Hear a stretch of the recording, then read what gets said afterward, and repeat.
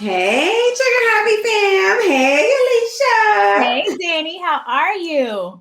I am fantastic, you guys. I know we're always going to be in person, but the way that January has been Januarying, it's just the new year is just off to a very rocky start.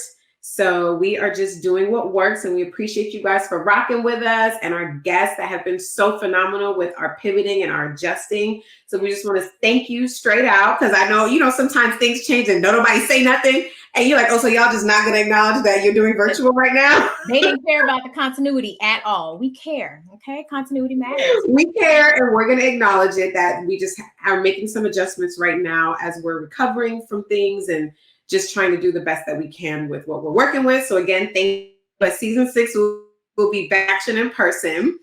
I'm so excited for this conversation today. How about you? How do you feel, Alicia?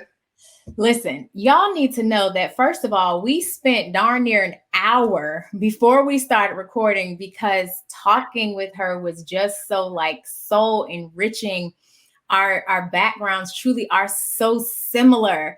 And I'm just like, yo, this conversation, we were all like, oh, yes, and this is this. And oh, well, this is what you're experiencing. This is what I'm experiencing.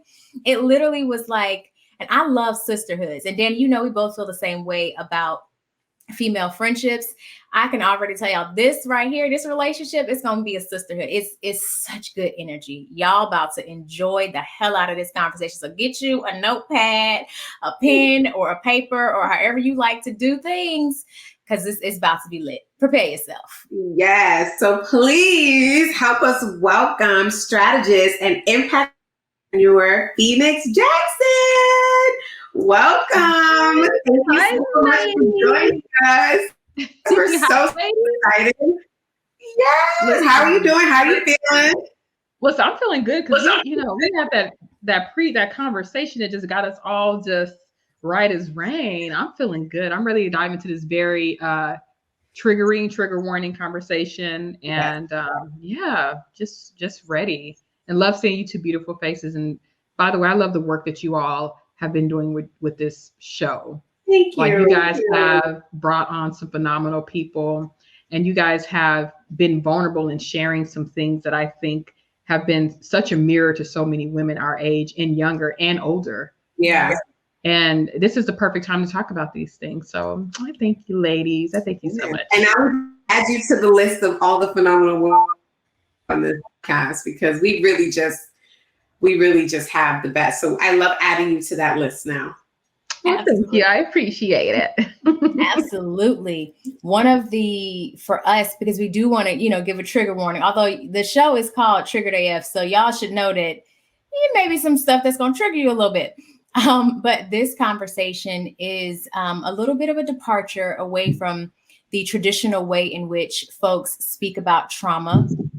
And initially, I always like to keep it a buck. Initially, we were going to speak on the traditional way of, processing trauma and going through all the things. And then when Danny and I got together to create the questions, because yes, y'all, we are real producers of this show for real. When we got together to craft the questions, it was literally but what do you get out of trauma? What is the gift? And if you cannot avoid it, how can you get something positive out of it that transforms your life? What is that piece like? And then when we were reading through your story, Phoenix, we were like, oh yeah, this is the perfect person to have this conversation with, because you have gone through so much. And even still now, and I know, and of course we had the, a little bit of the conversation before, but you have lots of accolades and titles from mother to, like Danny said, impact entrepreneur, strategist, and all the titles and the accolades are great. But outside of all of that, who is it that you say you are? So I say that I am a consigliere and a clairsentient. Those are the two things. So, yes, from a business standpoint, I am a strategist and an impact entrepreneur. But before I had on there, writer, speaker, author, fintech investor, like CEO, CMO, CC, like at some point, all the alphabets were in there, right? Award-winning, And I realized that, you know, all that is fine, but as we get down to the brass tacks of like who I am as a core individual, I get paid to think for people in high places. That's what I've always done. So I call it a consigliere, because you're basically a strategist. And if anybody ever seen the movie The Godfather, which don't tell me y'all haven't seen that movie, there's a Alicia. I know Alicia probably has not, but I was raised in a cult. I wasn't allowed to watch those things, but yes, continue. So in that movie, The Godfather, the Don, he had a right hand who was the lawyer who handled all the family business, had his finger on the pulse of everything going on, made a lot of the heavier business decisions on behalf of the leader. That's the role I've played for a lot of people just in this part of my life. So the last maybe 15 plus years. And then also I say, you know, if I just want to remove all the titles too, it's like clairsentient, someone who moves through life and make decisions based on my intuition, based on the feminine energy and light that I carry and that I can see or not see in others. I move through life like that. So if, you know, when we go talk about just like removing things and removing all the titles to get down to who we actually are, yes, I'm a mom and was a wife at some point and all of that, but remove all of that, like who is Phoenix? And it's like Phoenix is a true thinker. Like I said, a consigliere, and Phoenix is somebody who is so intuitive that other people trust me to make monumental decisions, global decisions on their behalf because of said intuition. And it's been nice to rid all the other titles and know that my purpose in life is to just continue to move the human collective forward with whatever experience, good or bad or indifferent, that I've had. Yeah. Just to keep going on that upward trajectory, no matter how painful it ends up being, which has been painful off and on, obviously. Yeah. Wow. I love that. I love all the different answers we get. That's the only question that we ask everyone. And it's just so fascinating, the different answers that you get. Like some people are like, oh, I'm a mother, I'm a sister. And then some people go like deep and they just like say all these things. It's like, okay. Like I love the range, because it's like, you know, a lot of times we don't really stop and think about how we really see ourselves. We're processing so much of ourselves through the lens and focus of other people, you know? So, and that's why we wanted to have this conversation with you. And we called it the gift in trauma, because it's really about your perspective. And if you don't even know like how you feel about yourself, like how are you able to process all the things that are thrown at you all the time? And I feel like I've been posting this guy like every other day, Dr. Gabor Mate. He's like a trauma specialist. And he said, trauma is not what happened to you. It's what happened inside of you as a result of what happened to you, you know? And I just wanted to kind of start from the beginning and get like a feel of your story. And I think the best place to always start is just right at the start. So what do you feel like is your earliest memory of a traumatic event that you can kind of remember vividly enough to explain? And how do you feel like that has shaped you along? So when I saw this question, I was like, I said, these sisters are good. Well, and I say that because I get asked a lot of like broad stroking questions, right? And it's great to be in an interview where it's like, no, these things actually apply to the journey at hand. But it forced me to really think back of like, okay, the first thing that ever happened to me was like at the age of 7, where a grown man, the neighbor, tried to, you know, rape me, like, and like literally ripping off my clothes, slamming me on the bed, like literally was getting ready to violently rape me. But I thought, precursor to that, like, what is the first traumatic experience that I witnessed that actually shaped me? Because yes, that did shape me and I healed from that. But before that, it like hit me when I was 5. My mother, so we, you know, the early years of my life, we lived in Arkansas, and my mother was a, you know, poor single mother, and my father had been in the military, had moved out of state by then. And we were living in the projects in Pine Bluff, Arkansas. My mom's house that she had got burned down. Like the family wealth, that little bit that she had, was now gone. Like we were living in the projects. And one of her friends and her friend's boyfriend and their brand new baby, this baby wasn't even a week old, came to live with us in this tiny 2-bedroom apartment. And one day we woke up and the baby was like stuffed trigger warning, trigger warning. The baby was stuffed in the footer of the couch, the end of the couch. The mother, she was young. She was probably like 19 or 20. She had the baby on her chest falling asleep. And she must have slept too hard, like an exhausted mother would now that, you know, as an adult, you think about it. And the baby ended up stuffed and suffocating at the footer of the couch, right? Like in the cushions of the couch. And I remember being 5 years old and like waking up and sorry guys, this is the first time me telling this story publicly, but like waking up and like, you know, we're making some cereal and doing our things as kids like normal. Like we're not thinking about anything, not thinking about, well, where's the baby? Nothing. She wakes up and she picks up the baby. The baby's nose was bleeding. She starts shaking the baby, and the baby wouldn't wake up.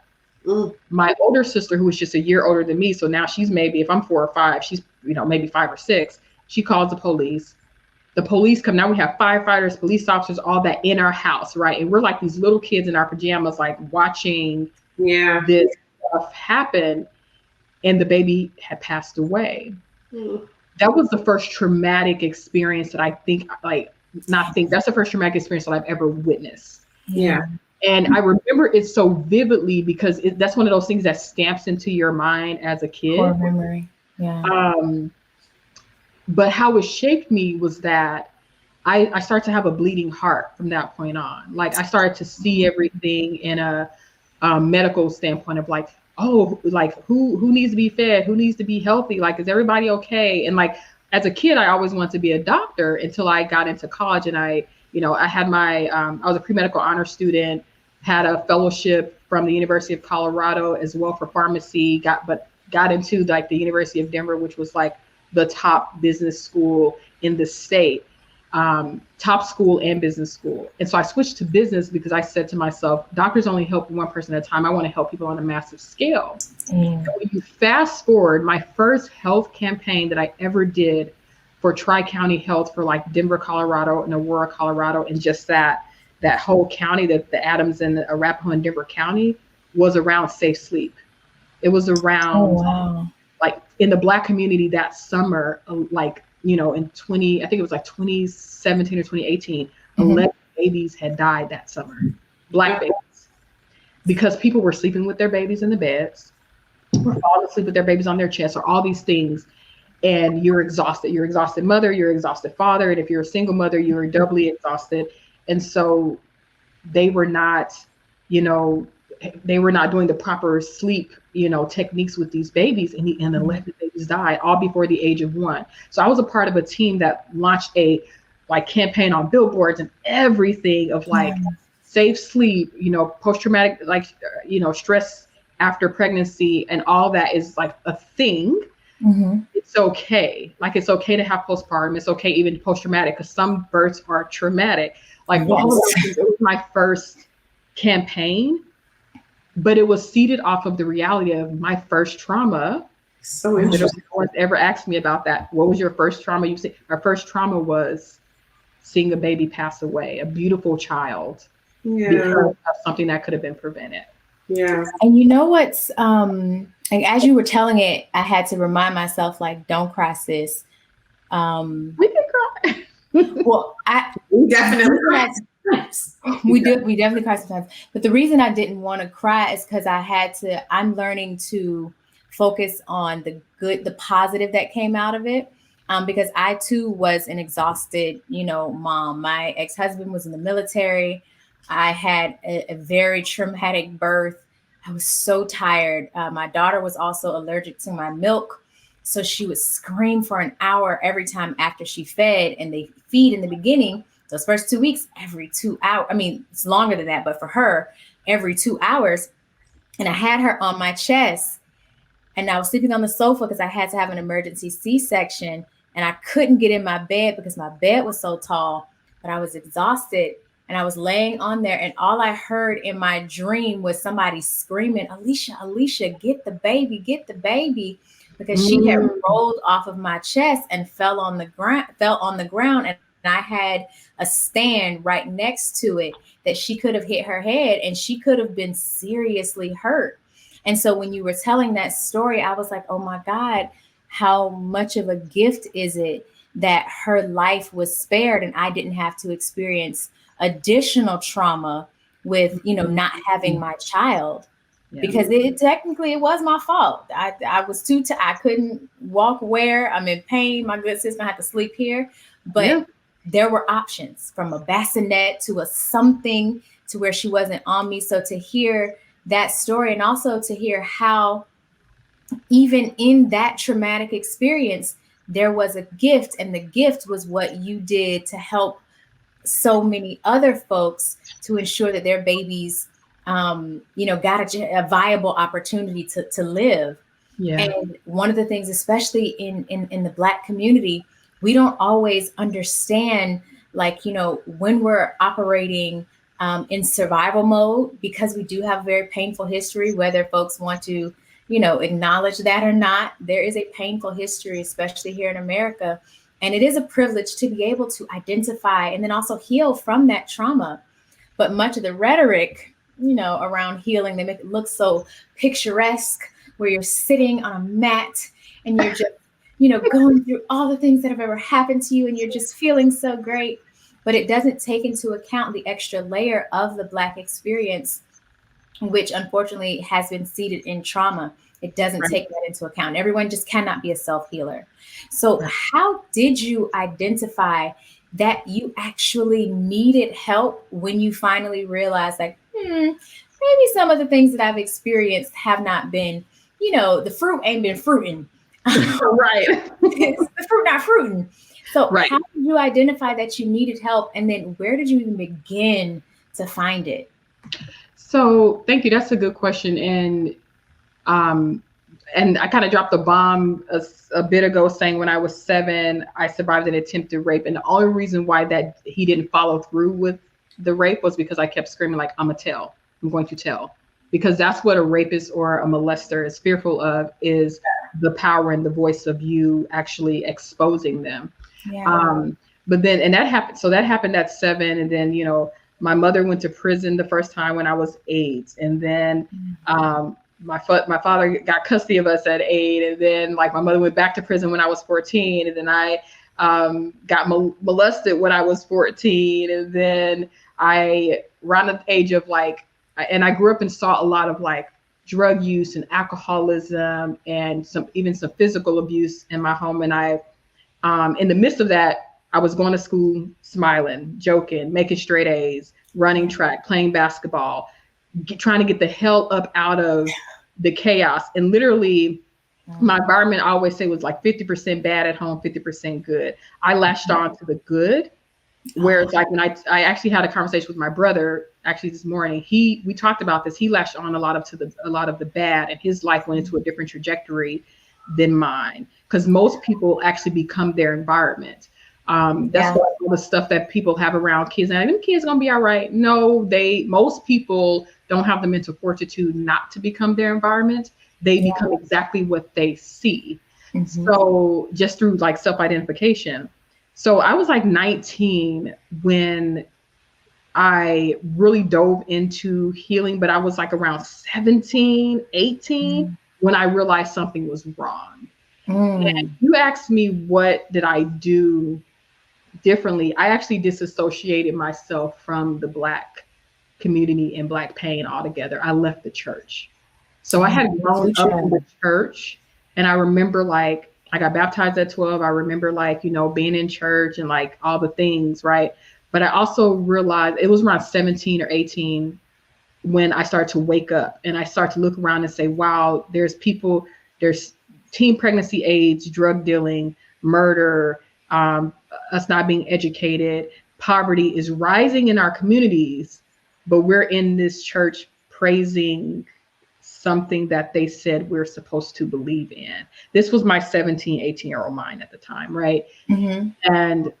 And not that I'm against, Christianity or anything like that, but this is what my mind was at the time. My mindset was what are we doing in these walls when the world is suffering out there? This doesn't equate. And so I actually left the church around 18, and then 19 was when I started to, I left the church, well, where do I land now? And I started to reach towards different spiritual systems and different teachings. And that's where I actually found my healing. So my first step was like to literally come out of the environments, move out. I moved out of my dad's home at the age of 18. Like literally the week of my birthday, I hadn't even finished school. I was bam, gotta go. Like I was still in high school. I was like, I'm out of here. Like, so remove myself from that environment, remove myself from the church environment, because I felt like it was more of a self-help, but it wasn't healing. Because if it was healing us, we still wouldn't have the issues that we have. So I removed the math with math. The math don't math. So yeah, no math. I removed myself out of that.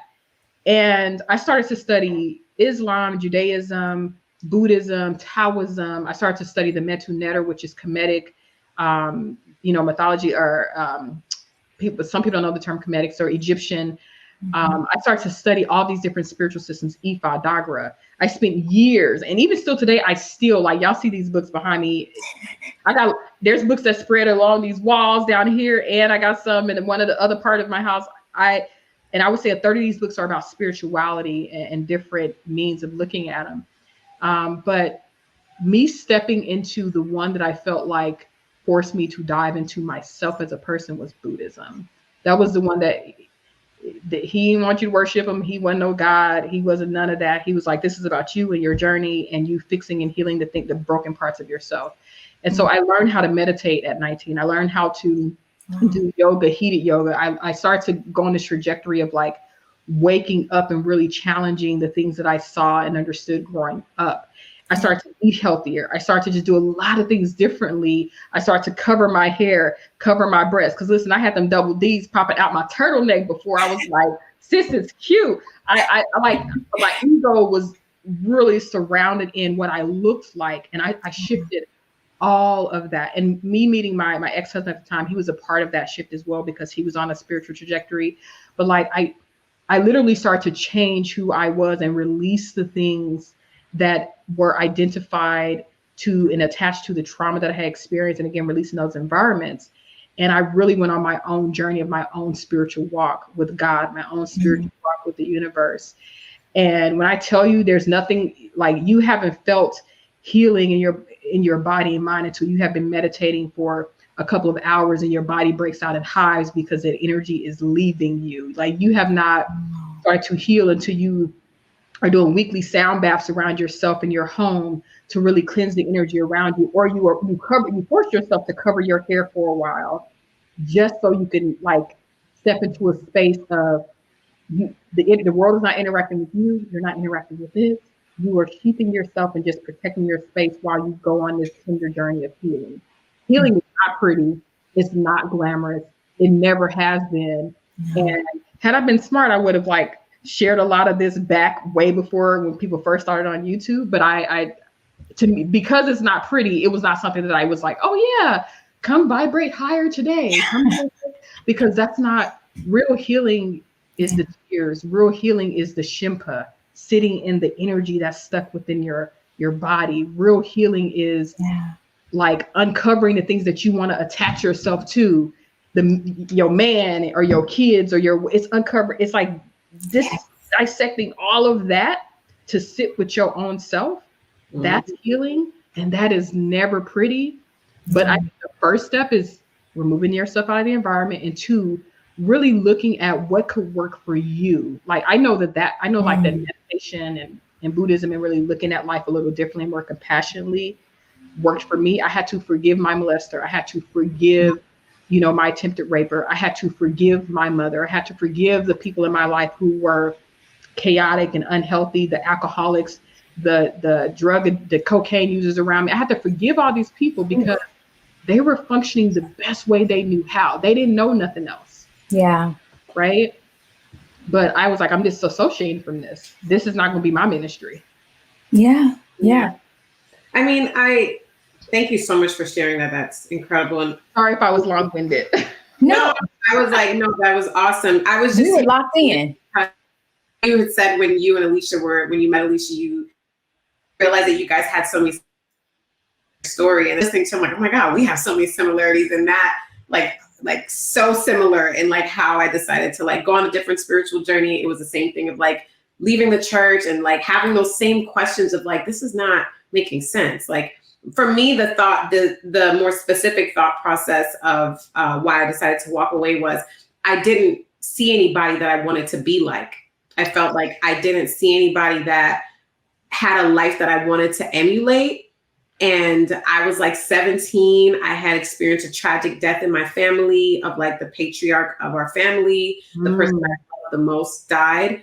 And it just shook he was also the pastor, and my world was just shook. And I was just looking around and I was like, okay, he's not here to give us the answers. Like, I'm looking at everybody. I'm like, y'all are not like, this is not life. Like, this is not the life I want. Yeah. So that's why. So again, just like I had chills when you were talking, because that's so incredible. I wanted to kind of dissect a part of it when you were talking about, you just decided to disassociate from just all of that pain.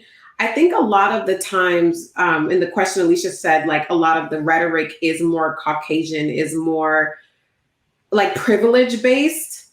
And I kind of want you to, if you can, I don't know how difficult it will be because it's not really a question, but it's like, what is the mindset that you have to go into to stay consistent when you are kind of sitting in that pain? Because I think for a lot of Black people, because we are so conditioned by the church, trying anything outside of that can also feel traumatic. Like it can feel like a betrayal to yourself, because you literally have been indoctrinated with this white Jesus who is supposed to come and save you from your slave masters that he looks like. But you're also supposed to serve your slave master. You're also, it's very, and I remember going through a lot of that confusion. So I just want to know kind of what was like, how did you kind of work through that part? Because I can, just from my own experience, that was probably the most difficult, and it's still sometimes difficult to undo some of that indoctrination. Yep. So like, can you be a little more specific? Because I think that would help so many people in that space, if that makes sense. So I got a quick funny story. When my dad took custody of us, we were 8, and we were like at a church, and like the church brought me, my brother, and my stepbrother to the front, and they were like, well, why did you take Jesus to be your Lord and Savior? And my response was, I was like, I don't know. And then they gave the mic to my brother, and he's the baby brother, so he gonna look at me like, well, she said she know shit, so I don't know either. My brother, who was older, he looked at me, well, if she says she don't know, well, I don't know either. We got our asses whooped that day because we embarrassed the family in front of the church. But my thing was, and I told my stepmom at the time, I was like, listen, like you guys didn't tell us what to say. Like you guys didn't tell us. I don't understand. Like, what is he saving us from? Right? This was the conversation logic of an 8-year-old, right? Like, what is he saving us from? And so, like the transition specifically was, I literally, I started like picking up and studying some different healing modalities. I was like, okay, here in America, we've been taught X, Y, and Z. There's no way you can tell me that someone who lives in India who is taught Hinduism, or someone who's an Aboriginal, like in Australia, who has their own spiritual practices, you can't tell me they're going to go to hell because they fundamentally believe something else. I was like, it doesn't make sense to my soul. And why would God, or the maker of all things, put us all here than to condemn us for choosing different paths that he had put on this planet for us to divulge and to connect with? So I always tell people that your first thing is really looking around and seeing, is your spirit actually comfortable? Not your mind, not your emotions, because you can hear a church song and start crying, and you attach these emotions and this pain to the belief system, and those are two separate things. Yes. One is the trigger of, yes, this little light of mine, I know I've been changed. Like one is literally going to hit you in your soul from again, it's emotions, and one is logically and spiritually disconnected from everything you've been taught. What do you feel that you believe? Like, how does it resonate? Yes, what makes sense to you? And if it does make sense to you, okay, let's look into the Bible then, and there's a lot of truth that's there. Where in there, disconnecting from what a buffer the pastor is from you to God, because there's nothing between you and God. You are God. That's another conversation. But it's like, even that's in the Bible though. But people get very upset with you when you say it, and it's like, no, it literally says God is within you, explore it. But most people don't actually read the Bible. That's what I was going to go to. You have to connect yourself and take the journey yourself into the word and find the truths that work for you and really digest it for you. But let's say you decide, you know what, I want to try something else because this is just not where it is. There are so many other spiritual systems that you can dive into and really look into. And then there's some spiritual light books that are out there. I would suggest Pema Chodron.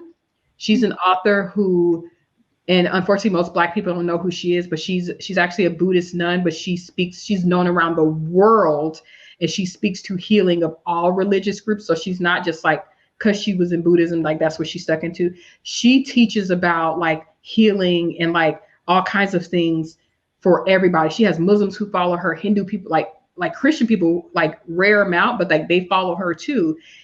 But I would suggest like looking into some of her books. Like she has a book called When Things Fall Apart, and really digging into like, how do you process when everything you have identified with, everything that you know to be true is now falling away?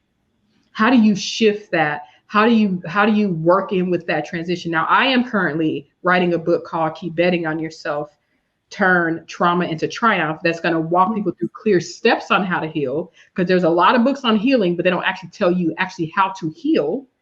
This book is going to take people down a path of actually how to heal, whether you have a therapist or not, whether you can afford a therapist or not, whether you can afford somebody next to you or not. This is how you actually heal. And I'm so happy to hear that, because I started reading this book by a popular psychologist, and it's called How to Do the Work.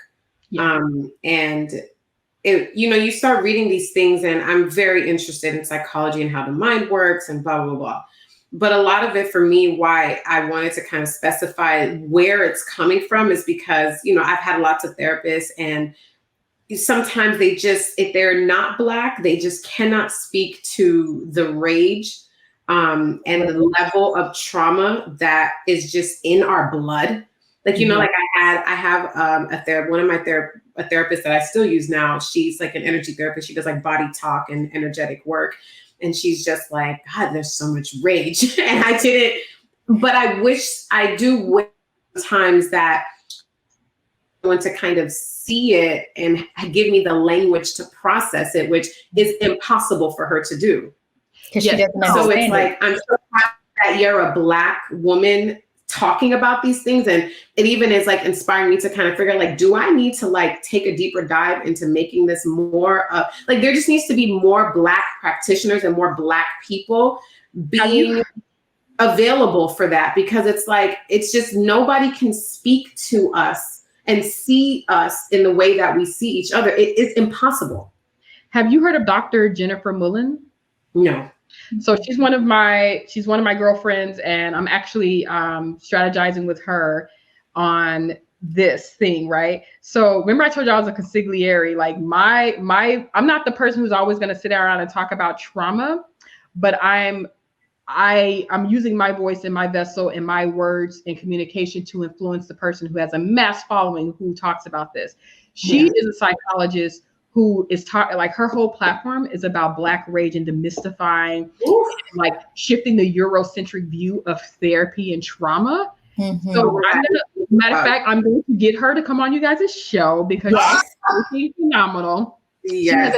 She has a huge following, and she's getting ready to come out with a book that really, well, she's already come out with one, but she's getting ready to come out with another book that really dives into like trauma and the Black rage and the Black experience, and really healing from that.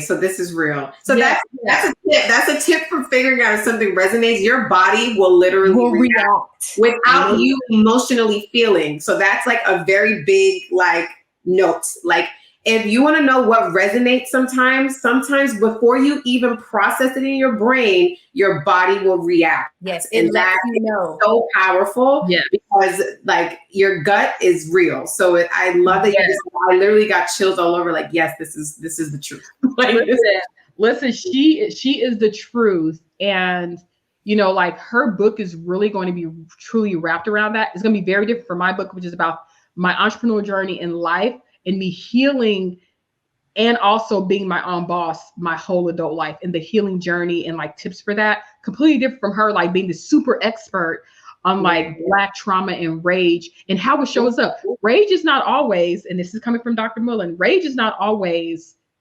aggression. I'm gonna fight you. Sometimes it's silent, it's internal.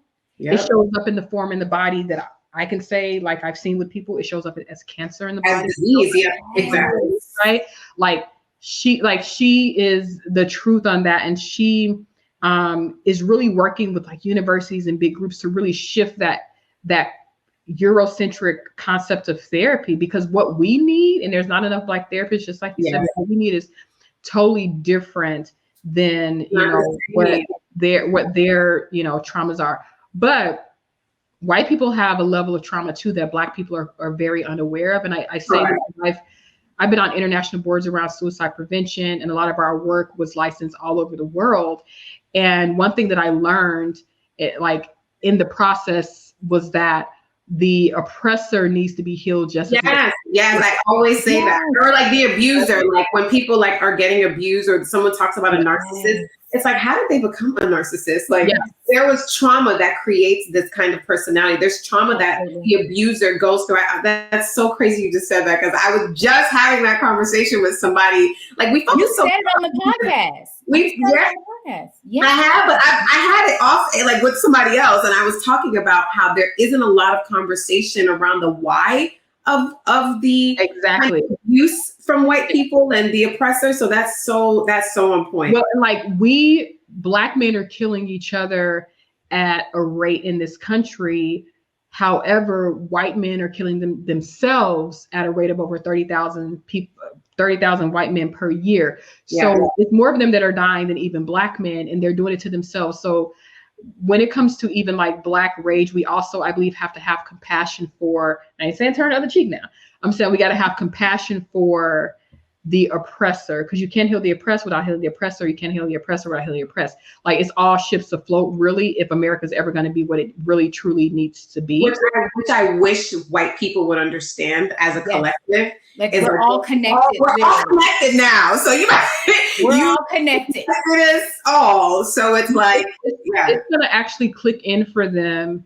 I foresee that it's going to click in for them when they really see China and India and these other countries that are, their energy is a little bit more monolithic and cohesive. They're going to see those countries like really surpass us on another level. That's when they're going to say, oh, wait, maybe we need to. And it's actually happening. The money that's trickling down and other things from an entrepreneur standpoint, it's the effort of we have to do better, because this, like what's happening in our communities of color is a stain on the whole country. And none of us are going to be able to soar if we don't heal this one thing. It's going to bleed on everybody. The blood is everywhere. It's already happening. You can go to South Chicago right now. The poverty, like crime impoverished areas, that's age old news. Of course, people are going to rob from each other if they're impoverished. But those same people are now saying, they're getting smarter. They're like, why am I robbing this person next door who has just as little as I do? They're going up north. I'm going to come to your communities. They're coming to those communities, and that's how I secured one of my largest deals. I was like, if you don't, it was a partnership. I was like, here's the thing. If you don't, and it was a partnership for foster youth. And I was like, if you look at the rates at which they're having babies that they are not prepared financially, mentally, and emotionally to have, so that means they go into the system. So that means those children now become a product of the system. They have all these traumas. They grow up and they steal, they rape, they kill. How long before you think they're coming to your front door to take from you if they don't understand their urges to rape your wife or to take, your daughter's virginity? How long can you ignore them before what you consistently and constantly ignores decides that it will no longer be ignored and it will take from you because you have food behind a locked door and they are starving? Eventually, they are going to break down that door, kill you, your mama, your wife, and your kids, and eat the food that you have been so intentional about keeping from them. At some point, we're going to have to decide, this doesn't make sense. Right. Yeah. And with the opioid crisis, that was a reflection. More of them died than like the 80s with the crack era, right? And so the tides are turning, but in the meantime, in between time, Black folks, we got to heal, and that's all. By any means necessary, we have to get on that trajectory. But I can say, like, one tool that truly worked for me was meditation. And I know everybody's like, people today have so saturated the word and saturated social media with it to where a point it irritates me a little bit. I don't even get irritated. Me and Alechia talked about it. I don't even get irritated. But once something is observed, it's no longer the same. So if you are recording yourself meditating, you are not meditating. So, oh my, I feel like, what is happening here? Like, who are you? I literally say that all the time. I'm like, what is happening? And I've never heard someone else say it. And you know, sometimes like you don't want to be, sometimes for me, it's like, I don't want to be like this judgy person or come off like, but it's like when I see people recording themselves meditating, I'm like, with one eye open.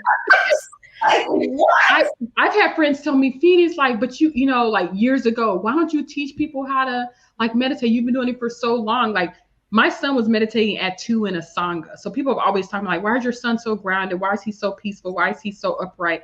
Like this dude knew how to control his body before anybody else had to teach him how to control his body. He knew how to maintain his sense of self before the world could tell him who he was as a Black man. He got that at home. And so it's like, this is our way of life, but it just never felt comfortable for me spiritually to like really teach some of those things digitally because it's such a sacred space. Kind of like, you know, if you're giving, like, women in my family are clairsentient, so giving spiritual readings, it was like, I would have rather make my multiple 6 figures in business than to do the spirit work of readings and spirituality, which I'm very good at. Because that's so sacred to me. I think that's the thing.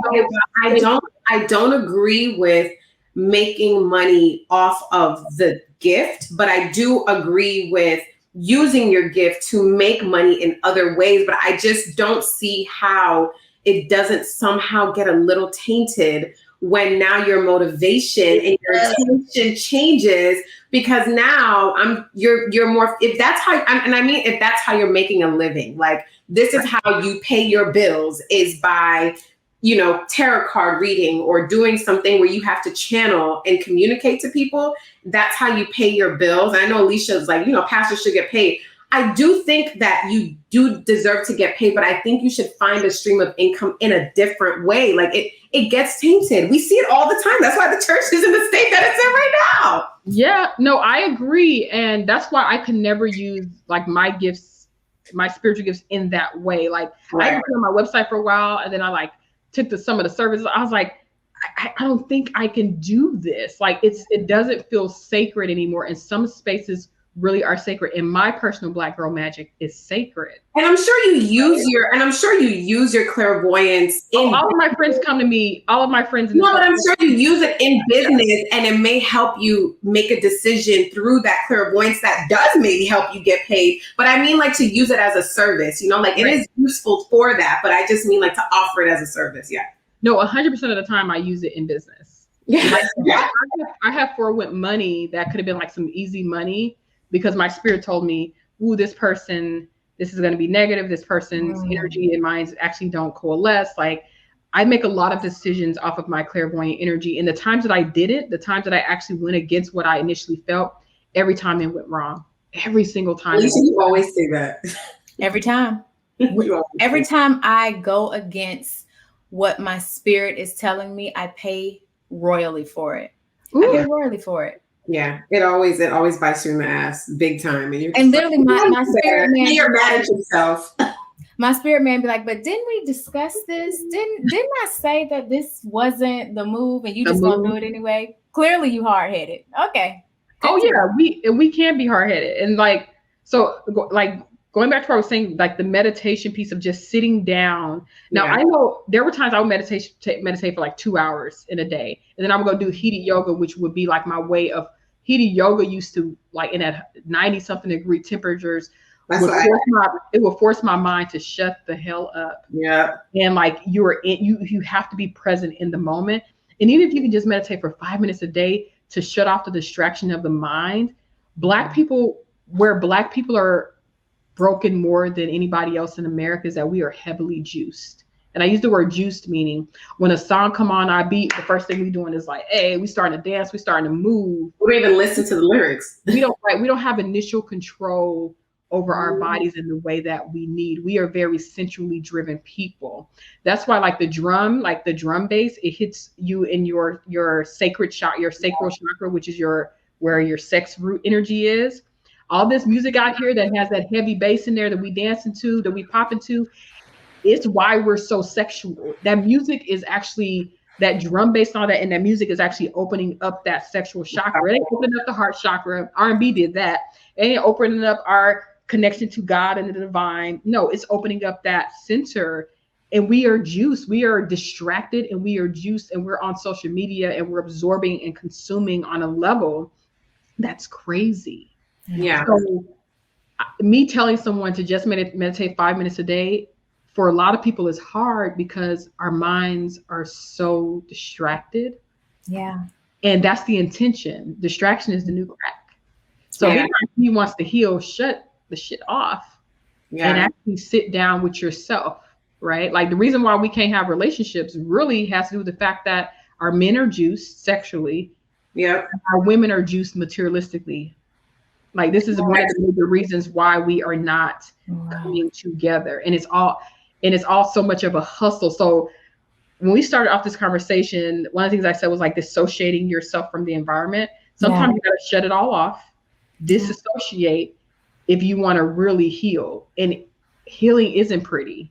Healing isn't, let me record myself meditating and make people think I'm meditating. You ain't meditated your whole life and you put in this camera. Like, stop the nonsense. And we have to be real with all of this that's happening because it's affecting all of us. Absolutely. Yeah. And I think that one of the biggest things that I notice, because the world is like social media makes the world a little smaller, and we influence and distract each other in different ways. Like I see Black children taking on behaviors and taking on characteristics of children from other races.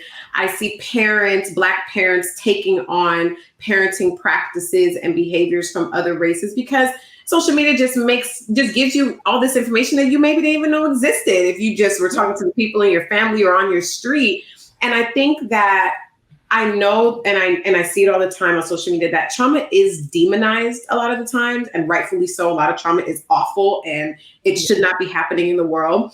But sometimes I feel like we've gone to another extreme of like overprotectiveness, you know, like taking on just all this information from other races, other communities.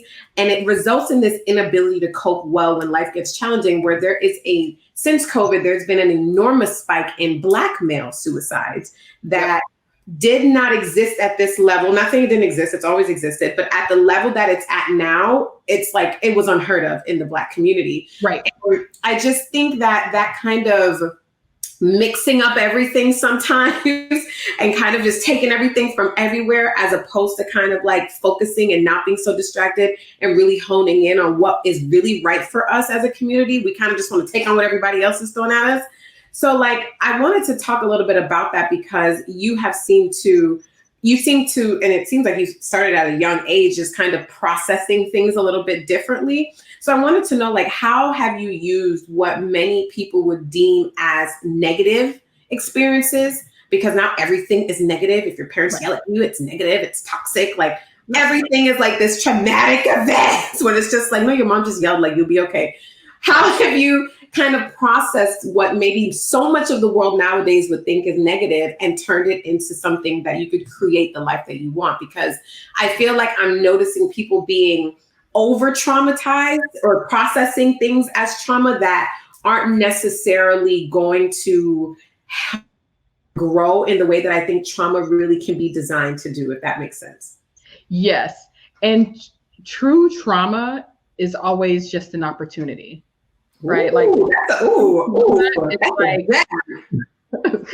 trauma is an opportunity for you to evolve. That's the single reason why bad things happen to us. Where is the collection plate? Like And I'll tell you guys like how I really came to that conclusion, because I came to that conclusion after the last bit of trauma I experienced, which was a stillbirth during COVID. But it's all an opportunity for your inner evolution. It's an opportunity for you to truly understand what this human experience is about. They are just experiences. That's all they are. And so we can internalize them and cause one major thing that's happened to us, no matter how traumatic it was, to affect us and use it as an excuse for the rest of our lives. Or we could stand in a place of clarity, of understanding that, like, you know what, that happened. This is what I took from that experience. This is how that experience either made me stronger, gave me the opportunity to be more compassionate, more kind, more loving to mankind altogether, or that experience just taught me what clearly not to do, right? It's all an opportunity. And some people may some people may say when trauma happens, it's a lesson, but sometimes traumatic things happen to people at a very young age, and there was no lesson involved. It's literally a starter point of an opportunity for you to jumpstart your awakening very early. I feel like people go through trauma early because they are meant to wake up early. Like there's some people who ain't never been through shit in their life, child, and they 55 years old just now having some kind of spiritual awakening. They probably don't have a true purpose walk, right? But there are certain souls, you two ladies included, who you were meant to go through some traumatic things so that you can wake up earlier to help influence mankind in some way, shape, or form. Wow. Now, my spirituality teaches me that, like, which is different from the church, which is that we chose the trauma we were going to experience before we got here. We said, hey, with that. These lessons I need to get here spiritually as a spirit. I want to have these experiences. So I'm sort of signing a sacred agreement with God that you're going to take me through these things for me to come out on the other side. Now, a lot of us forget and we veer off track, and people end up on drugs. People end up lost in the sauce because they can't come out of their trauma. And you have some people like Oprah and Maya Angelou, for instance, who went through these very traumatic experiences as young, impoverished Black women who changed the world, literally changed the trajectory of the world. Yeah. They had a hand in that. Spiritually, whether they know that or not. I have taken ownership myself that everything I've experienced, I attracted to me. Even me, my son passing away 2 years ago, me like being in a relationship and like us getting pregnant through birth control, and this son coming through, like this dude was busting through the gates. He was ready. I lost him at 7 months, but I also realized me and his father have a very imbalanced relationship. In all the years we've known each other, we've never actually liked each other. I got to deal with this person for the next 18 years. And I had a prayer with my son's spirit and said, hey, are we doing this? Like, are we making this decision? What's the lesson that's going to come out of this? This is the part I get. This is the person that you chose as your father, but can we talk about this? And literally after having that conversation, a couple of days later, my son passed away. And that taught me the lesson. Hold on. Yeah, it's deep. And that taught me the lesson of we can choose to be here. A lot of people, they say, I didn't choose to be here. I didn't choose to be here. And I'm like, you did. Like my son's spirit chose not to come. And then I was in a deep session with another clairvoyant where he channeled through her and said, I can't like we going in on talking about this, but he said to her, or he said to me through her, he said, like, I knew you were suffering, and I knew you were already suffering in this relationship, and it was going to get worse. And we've been in multiple lives together, and I could come back if you want me to in this life in another form or not.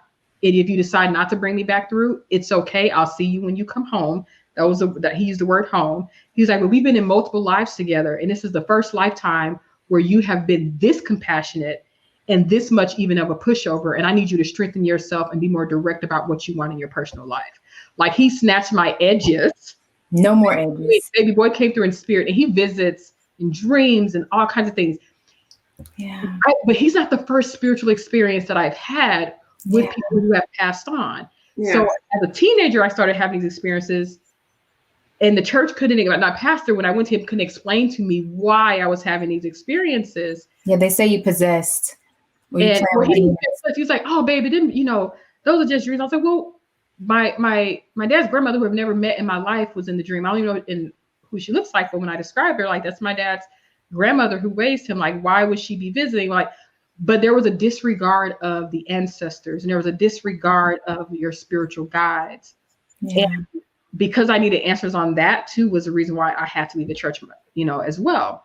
But now I'm seeing this shift, right? I'm seeing people like Tabitha Brown, who she actually spoke about in an interview about like her spiritual gifts. And I was like, oh my God, people are now talking about this. And she's a very Christian woman who's talking about something that's very not Christian, but it's okay. And I was like, okay, well, maybe the public is waking up to the reality that our spirits are much broader than flesh and blood. Like, we are much broader than what we've been told. We all have a sixth sense that shows itself in one capacity or another. And I happen to know that losing my son was an opportunity within my healing. Was it traumatic? Was I depressed for a while? Like, was I like hurting and all things? Hell yes. When I tell you the times I was like at home with my son and with my man at the time, crying and just like not wanting to be involved into the world, it was hard. Luckily, I had built the foundation in my business to where my clients and everybody was like, we're going to keep going. You're still getting paid. Nothing's going to stop. Take as much time as you need. And I took like 4 months off of work. But it was one of those things, like, this was a real opportunity for me to get a deeper understanding of death. What's on the other side? What is this journey of this human experience really about? Do I need to internalize this? How do I need to handle this healing? And many, many months had passed, and I ended up doing a campaign and helping Children's Hospital with like their VPs and their directors of marketing and all of that, with like another thing, starting a campaign and information around Black women and infant mortality in the hospitals. Because there was a spiritual reasoning of his passing, but the physical reasoning was like 4 days before he passed, I went to the hospital and he was feeling erratic. And I said to them, hey, the baby feels erratic. They didn't check him. They didn't do anything. And then he, 4 days later, he passed away. Well, wait, hold on. That exact thing happened to my mother, only she was 3 days before delivery. And she went to the hospital, only she was telling them the baby's not moving. Something is wrong. I need you to check. They would not check. The lady dropped something on her stomach. The baby moved. She said, see, he's fine. He was behind your organs. Come back in 3 days when it's your due date, and then we'll deliver. She goes back. The baby's dead. She loses her mind. Yeah.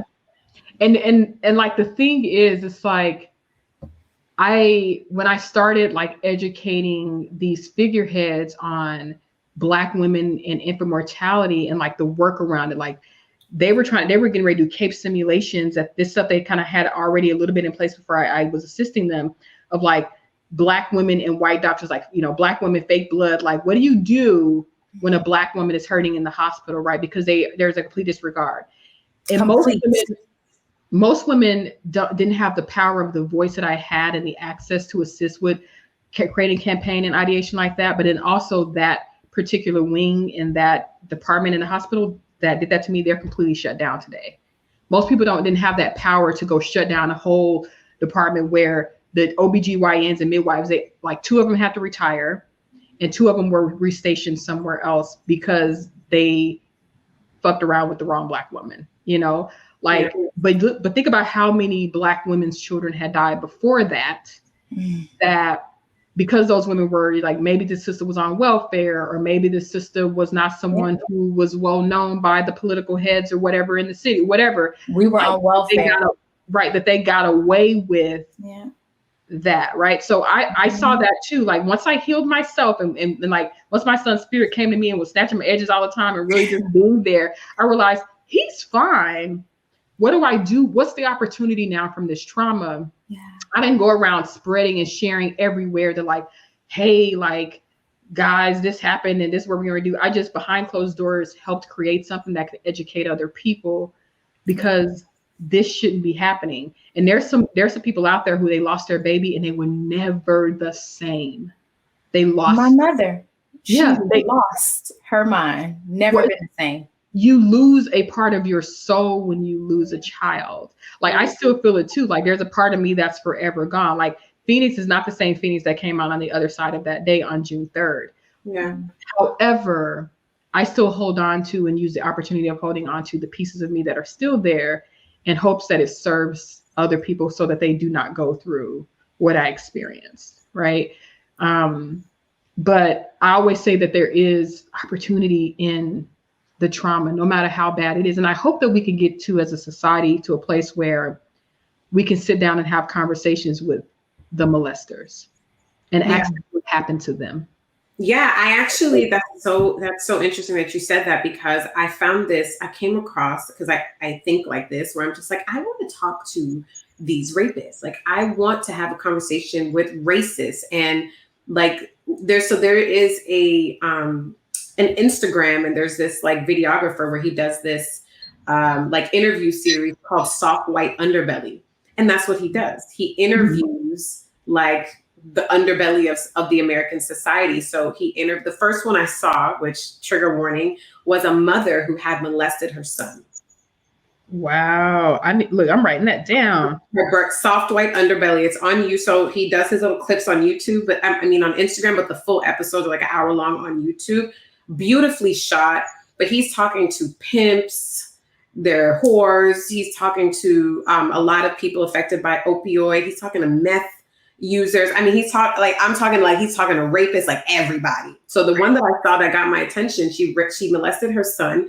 And when she tells her story of how abused she had been and how you could just tell she was not mentally there. Right. But it's so important I'm not saying it excuses anything, but I definitely have a better understanding. And then my favorite quote in the Bible is, in all you're getting, get understanding. You don't have to excuse it. You don't have to agree with it, but you must understand. And it's more so for you so that you can process and that you can keep your heart intact and your mind intact when you hear and see all this horrible shit happening in the world. Try to understand. It doesn't excuse it to say, damn, like, okay, I kind of see how someone could end up in that situation. It's awful. But I understood her at the end of it when she talked about her father molesting her stepfather molesting. Like, this woman doesn't know her brother. Like, she doesn't know another way of being. Right, right. So to her, that's love. That is an expression of love. That's what she said. She said, I've never seen it, but I understood it. Yeah. I've never seen the show, but I can tell you right now, in her interpretation, if all of those people in her family have bothered her sexually, in her mind, she felt love. That is how you communicate your love for those who you are connected with. Yeah. And so it's important that you said that, Phoenix, because I think that there's a lot of we don't like to look at the ugly, just like we don't like to look at the ugly parts of our healing. We also don't like to look at the ugly parts of other people either. Like, you kind of want to see most of us really, we act like we don't, but most of us, we do want to see the best in people so that we can stomach them and deal with them. It's why your family tries to keep you in a little box as this little teenage girl that they're all thinking about at 16 years old. And that's why they still talk to you crazy. It's because it's comfortable for them to keep you in that space and not to see you as this evolved or as this dark. It's why mothers won't report their murderous children to the police. It's like they'll act like it never happened. Right. My baby never did nothing wrong. It just not in the process. So yeah, thank you first of all for sharing all of that, but just that part about having those uncomfortable conversations with people who are deemed kind of that underbelly is so powerful. It would just help us shift as a society, I think. And Dani, I've been saying this since I started healing. So I've been saying it since I was probably 19, 20 years old. When this really hit me that time doesn't heal anything. I know some people are mad about the same stuff for 20 years. Time does not heal. It does no healing. But clarity does. So you said with all the get understanding, to me, clarity heals all things. Everything. When you understand the who, what, when, where, why, how, you understand the spirit, the intent, you understand, you can disassociate from it and not take it so personal that you were victimized by such and such. You have an understanding of whence the energy came.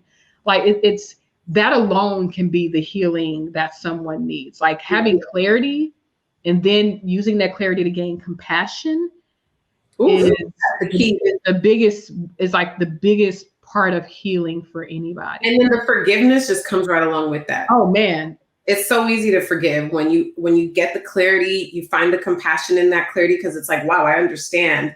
And then, like forgiveness is just like, you don't have to work so hard at it, because it's just like a byproduct of that clarity and compassion. So yep. But a lot of us can't get clarity if we're too busy distracting ourselves from the pain. A lot of us can't get compassion if we're too busy looking and saying, oh, what was me? What was me? A lot of it, we can't get there until we sort of shift how we are interacting with it. And taking the responsibility of like that accountability, like even you saying like, I've been attracting these things to me. Like most people think that that's like a horrible thing to say. Like, how could a 5-year-old attract this thing? Like she's not doing anything. She's not, but it's an energetic thing where of course she's not doing her ass up. And so no. It's like her and me. And I don't see her as a that way, you know, where they feel like, oh, I'm not attracting that to me. I didn't attract a rapist. Like, it's not. When I think of things as a child, I don't think the child attracted it. I think as an adult, we attract things. I think the child, like when I was a child at 7 and that man tried to rape me, I didn't attract that. But what I did was I probably had a sacred contract of, I'm going to experience this early trauma that's going to force me very early to heal, because other people's healing is contingent upon me healing early. And that I feel like is a much better and clearer communication of that.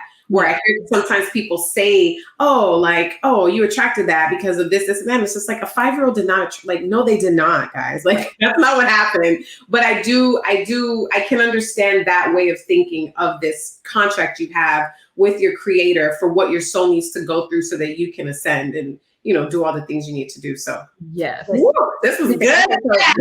This conversation, we're going to have a part 2. So I'm going to rename this the Gift and Trauma Part 1, and Part 2 will be in person. I'm just letting you know now. Yes. All the gems, honey. She is just throwing the gems at us. We are in a mine, okay, with Miss Phoenix of all the gems that she is giving us. So thank you so much for this. It was so incredible. I'm just like, I'm shook.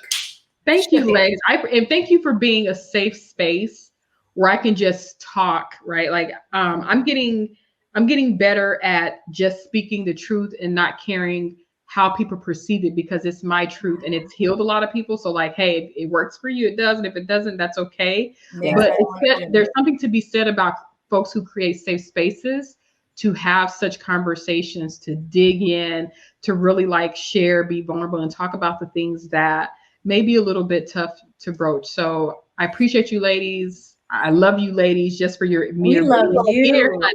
Thank you. And I appreciate y'all so much. Listen, so where can we stay connected? I know we've got some gifts. So guys, if you are listening to the podcast, Phoenix has some gifts. So go and look at the show notes. We're going to have a link that you guys can download, because if y'all thought this was good, listen, at this point, we've been on this thing for like 2 hours. Yes. Conversing and talking. Y'all are only getting an hour, but just trust me, she is truly a starseed, like in this dimension and the next. Thank you. Powerful human. Well, maybe the next dimension, not powerful human, but a powerful. Yes, entity. They can find me at phoenixjackson.com. And actually, if they go there, you can download the book for free, The Spirit of Business. It was the first book that I wrote, and it really, there's a lot of spiritual stuff in there, but then there's some business pieces too for people who are in that transitional period and they're trying to figure out what they really want to do next. They're trying to really understand intention, how to move with accepting where they are, and how to like shift their commitment around themselves. Mm-hmm. It's only 100 pages. It's a full journal workbook, but it's free. Download on the website at Phoenix Jackson, right in the header. And I hope you guys go get it. And I appreciate you guys. And later on this year in Q3, Keep Betting on Yourself is going to be coming out. So anyone who gets the free book, I'll be letting you guys know when that comes out. But that's going to have some tear jerkers in there and a lot of tips and tools and scanning. You can scan it to like watch the video to actually do some of the modules. Like it's going to be an interactive book, which I'm really excited about because I've never seen a book like this. But I'm creating it. So I'm like, let's go. But yeah. And everyone who's listening, it's okay for you to heal. I know. I just want to say that because everyone talks about healing, but a lot of people see their parents, their mothers and or fathers who are still in the same stuck place. And they think that like, maybe I shouldn't, because I'm going to leave some other people behind in my growth, but it's okay. This is your life. You came in here by yourself, or you really did. And you're going to go out by yourself. You really are. It's Earth 8 billion, human 0. Okay. Like none of us are making it out here alive. We have the worst days on Earth. So make sure that you take care of you first. Absolutely. Yeah. And Alechia, where can we stay connected with you, ma'am? All over at Alechia Reese, and also Triggered. You can connect and follow us, Triggered AFPC or triggeredafpodcast.com. We also are doing some phenomenal events. And as I am getting the urging from my own spirit, Phoenix, we're going to all have to do an event together, live and live in person. Yeah. Because this level of, so y'all just prepare for that. So make sure you go to triggeredafevents.com, because we are definitely going to have to do an in-person experience, because this has just been so transformational. Just this conversation alone. And Dani, where can we stay connected with you? You can stay connected with me at the Dani Bordeaux, BOURDEAU. You can also go to DaniFosterCoaching.com. You guys, I hope that this episode was as impactful and moving for you all as it was for me. I think I've had chills the entire time, and the AC is not even on in my house right now because and I'm just like, I'm shook, I'm moved, I'm compelled, I'm all the things that means that my spirit is like leaping for joy. So thank you again so much, Phoenix, for sharing your energy and your gifts with us. We are so grateful. I just know when these conversations, like when we get these DMs about the certain conversations that people make life-changing decisions off of, like this is one of them. So thank you for this. Thank you for being a light in this scary, dark world sometimes. And I cannot wait to get to know you. Yes, likewise. Thank you, ladies, so much. I loved it too. And I can't wait for us to communicate again. You all are awesome spirits. Thank you. All right. Bye.